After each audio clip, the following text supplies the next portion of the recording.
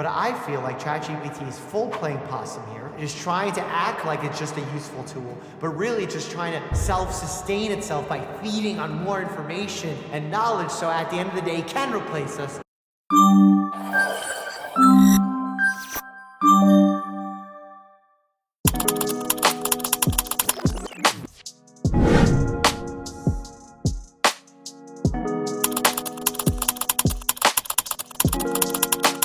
I'm Theo Harvey. I'm a healthcare consultant as well as digital health entrepreneur, and I'm going to react to a doctor, Dr. Mike, a huge influencer on the internet, who's talking about ChatGPT and the possibilities for it in medical and healthcare. So let's watch together. Will ChatGPT ever replace doctors? It is unlikely that ChatGPT or any other AI-based technology will fully replace doctors in the near future. While AI-based systems can provide helpful information and support for medical diagnosis and treatment, there are several reasons why doctors will continue to play an important role. One of the primary reasons is that the practice of medicine requires a combination of knowledge and experience, as well as the ability to make complex judgments and decisions based on a wide range of factors. Additionally, the art of medicine also includes a patient-doctor relationship, where patient trust and emotional support are key components of the care process. Well, I fully agree with this statement, but I feel like ChatGPT is full playing possum here. It is trying to act like it's just a useful tool, but really just trying to self-sustain itself by feeding on more information and knowledge, so at the end of the day, it can replace us.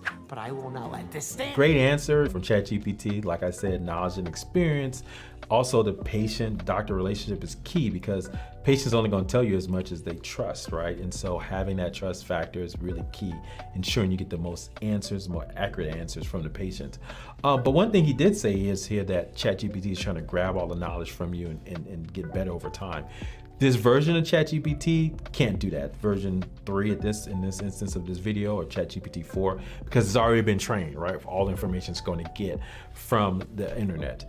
But what's going to happen now with these plugins is going to be able to search for more information to help it answer your specific question, and it's going to probably forget that, because it still have to, if you ask it the same question again, it's going to have to search for it again. So it's not like it's going to constantly come up with new ways to figure out, oh, I just got this knowledge, so now I understand this now. No, once it's been pre-trained with a set of knowledge, it's always going to be static, and it's always going to have to search for new knowledge over time. Now, there are thinking of ways to figure out ways around that to also continuously learn and update its database. It's not going to absorb your knowledge and get smarter that way.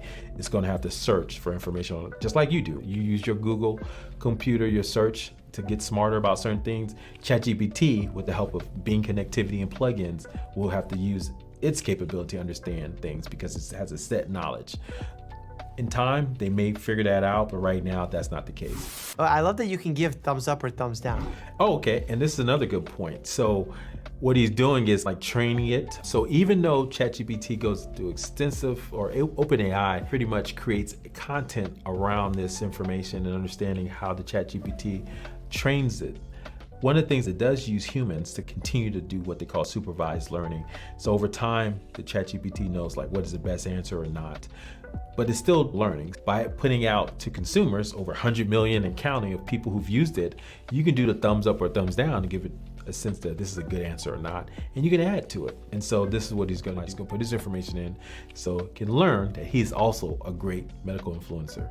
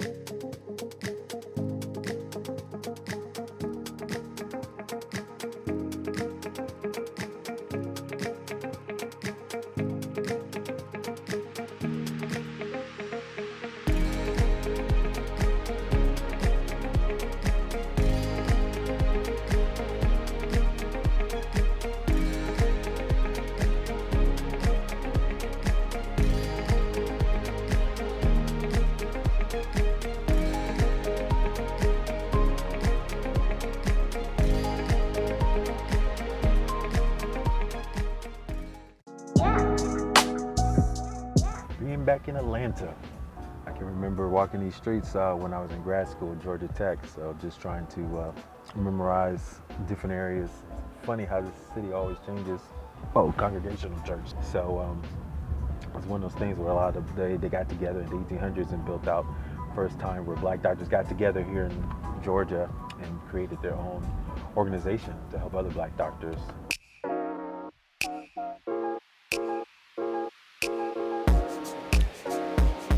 Yeah, like I was telling you, look at the line for general admission.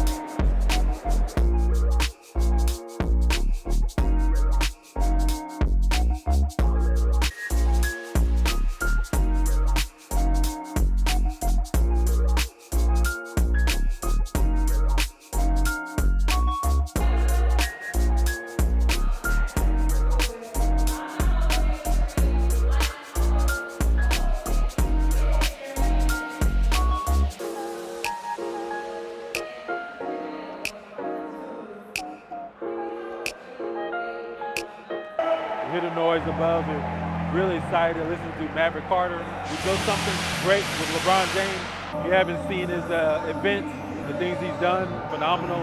So definitely want to see what he has to talk about. As Kaz, I've heard of him before. He's got a lot of things about building your book brand with a book.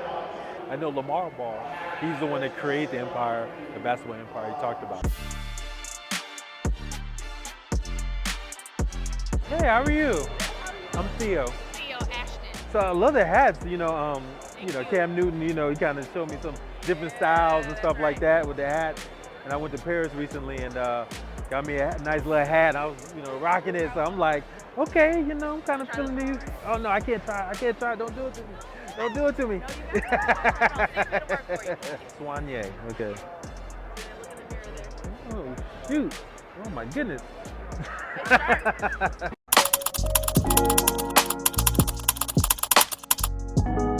Here are a few examples of how AI can help you on your patient care journey. First, these tools can provide personalized feedback.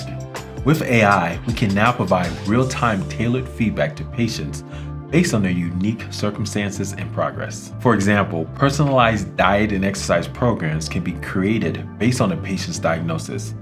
Other factors like patient food preference or ease of creation can also be considered. Ultimately, this can help patients better understand their own motivations, identify barriers to change, and develop strategies to overcoming these challenges. Secondly, AI can parse through large data to provide key insights. AI can absolutely analyze these large data sets to identify patterns, trends, and factors that can perhaps influence a patient's motivation and behavior. New APIs now make it easier than ever to upload these data sets into a solution like ChatGPT. However, I want to caution you, in healthcare, you have to ensure that patient health information is protected before using these tools. Third, AI's ability to scale is unmatched. AI-driven motivational interviews can be scaled to reach a larger number of patients, addressing the limitations of traditional one-on-one counseling sessions. This can help healthcare providers offer cost-effective and accessible support to patients in need.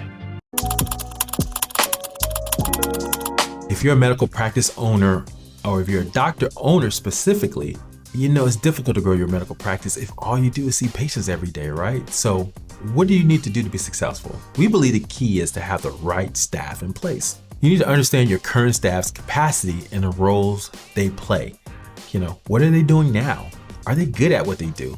Do they enjoy doing it? In some cases, you may realize you may not have the right team now, and you may need to hire additional players. If you are hiring, my suggestion would be that bring on board a recruitment specialist, right? A great staffing company will help provide you with great qualified candidates that you can quickly onboard. Stay away from contingency-based recruitment, as that can end up being way too costly if the candidate doesn't stay on board. Having the right staffing agency can make all the difference in who you bring on board to be successful and continue to grow. Your team is all over the world, but how do you train them? Here's some 3 easy to apply steps you can do to make sure you're successful. Remote work is becoming more and more prevalent. After going through a worldwide pandemic, more and more employees are really looking to have options where they can work from home All the numbers say you can be more productive working from home. More and more workers love that. They don't want that commute. My wife, we also do a lot of remote work now. But the difficulty in doing so is making sure you have a team that understands what your strategies are to grow your business, what are your core values, and that can be difficult. So what we have done at my company is we're able to train our team no matter where they live. And more importantly, we embed them with our culture so they understand exactly what they need to do to be successful. How do we do this? First, number one, you want to make sure you have consistent meetings. We have 3 meetings a week. We call them our hub meetings, where we have all the team members on there. And we just go rundown of all the different departments to make sure we understand what everyone is doing. This is a great time and opportunity where the cross conversations can happen. Having these consistent meetings ensures that we don't miss any gaps in the business. We do them all virtually via Zoom, but everyone can pipe in and kind of give their report to the rest of the team about the different departments. This is the next thing we do to make sure we have a cohesive unit and making sure the trainings are more powerful. Creating standard operating procedures. Why is this important? Look, I hated documentation, right, before I had a virtual team, but it's become so crucial because things change all the time. Having a sense of how everyone does their job is so critical for us now, because now we understand what they need to do. If they bring on new team members, they know what our best practices are. And more importantly, we can find out where the process is broken if we run into issues with client complaints or other issues. Having documentation that shows exactly what each person should be doing, how we do our different processes, builds a sense of culture that is unparalleled. We've found that people have improved upon these documents. People have found new ways to adjust them. You'll be surprised at how these become living organisms if you really apply it and go back to it. And then also it's a good way to kind of troubleshoot and see how you can get better. Again, if you don't document it, you will never improve, right? Because people are not driven that way. And more importantly, you keep that institutional knowledge inside your corporation. Finally, number 3, you want to make sure you record trainings consistently and often with your team. Yes, you do the trainings and that's great and wonderful, but you want to record them. Why, you say? Well, because it does help to ensure that that lives on. So you can always go back weeks, months, even years to kind of see, how you've improved, how you communicate things. But more importantly, it helps the team to sense of how they want to communicate it. A lot of times communication is not so much what you say, but how you perceive your audience will receive it. So making sure they can communicate on camera clearly to the rest of the team, and that's going to be recorded, makes them pay attention more to what they're saying and make sure it impacts the most value. We've seen it in our cases where if we don't record it, sometimes the training is not as impactful. But once it's known that it's going to be recorded, it's going to be placed somewhere to be viewed by other folks, everyone takes that way more serious. They have outlines, they have a documentation, they have a PowerPoint, and they make sure it's all clear and concise. So when they communicate it, they know it's going to be the best information they have.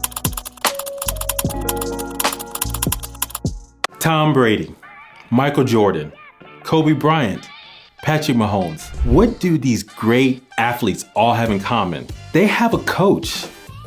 They are world champions because they have a coach. One of the things that you need to realize is that it all starts with the mind. That's right. That's the acronym we're going to start with.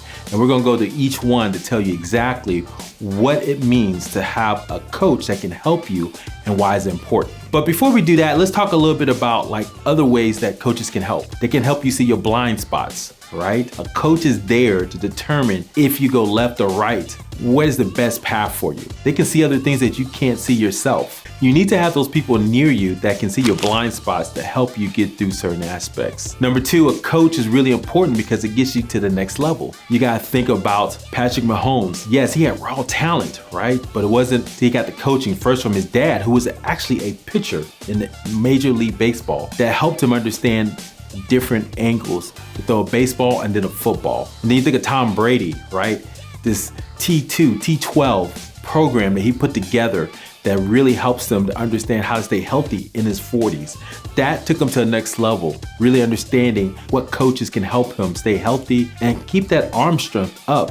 Now that's debatable, but keep the arm strength up in his 40s. These are some of the things that you have to realize that coaches can help you do, and why it's so important to get one as you're building your business and your medical practice, because it helps you see those blind spots and get you to the next level. Coaches can help you see things that can get you faster than if you did on your own. Yes, you could probably learn different skills on your own by reading books or going to YouTube University, but really, coaches are the ones that can help you get there faster. And people always mistake time and money. People always say time is equal to money, and that is not the case. How many times have you thought to yourself, you'd give anything to go back in time to do something different? Or having more time with a loved one who may have passed a little bit too early. Time is immeasurable, and that's the thing you gotta realize. So if you can get time back faster with the help of a coach, instead of taking 6 years, the lessons you can learn in 6 months, that's extremely valuable. A business coach can help you get to that next level, right? And help push you. If it worked for Tom Brady, Michael Jordan, Kobe Bryant, and countless other athletes, I don't understand why more business professionals don't seek coaches out and do what they need to do to be successful.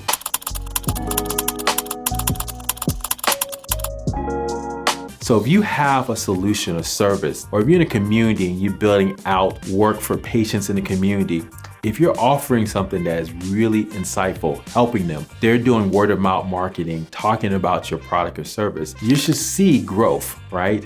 Anything that's healthy will grow, and you'll see that your business is healthy because you have the right offer to the community that you're servicing, or you have the right opportunity and you have ability to get them access to what they need. A lot of times businesses are not successful because they don't have a problem they're trying to solve for their community that they're trying to solve for.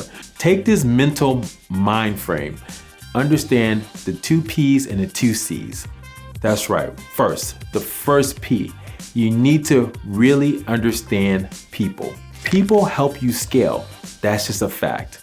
If you're starting a medical practice or any kind of healthcare related business, having people can help double, triple your output because a person can do more with multiple people involved. The second P, 2 P's, the second P will be focused on product. So product can mean a lot of different things to different people. For us and the people I talk to, is really about understanding technology and code. How do you scale things with using technology? Because technology helps you automate. They make you do things a lot faster. All right, let's get into the 2 C's. The first C is all about content. That's right.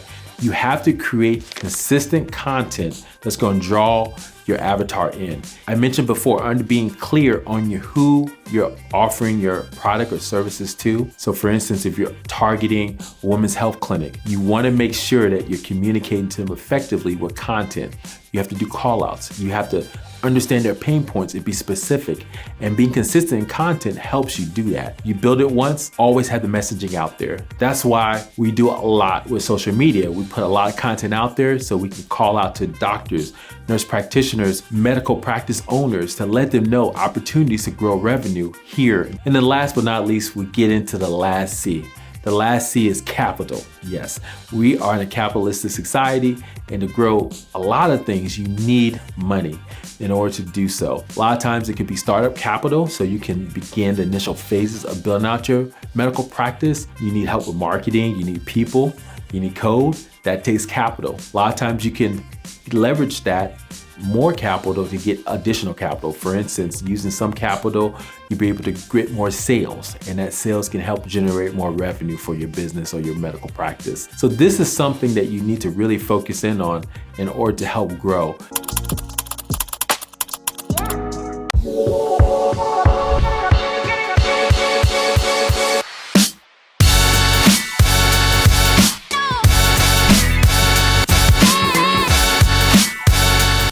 Yes, we are here in Tampa Bay to do the Miles for Moffitt race. This is a great event where they're raising awareness about what's happening in cancer, but more importantly, helping people understand that, cancer does not have to be a death sentence. This is a great event, and I'm wearing this great shirt. We'll talk about Teresa and her story later. For instance, my dad went to the Moffitt Center. He suffered about 20 years ago from non-Hodgkin's lymphoma. And at the time, it was one of those scary things that the family, we had to really deal with. But with the help of Moffitt, awareness, we're really excited about to get people to know that there's opportunities. And Moffitt Center here in Tampa is a great organization that's doing wonderful things and helping people who are dealing with that.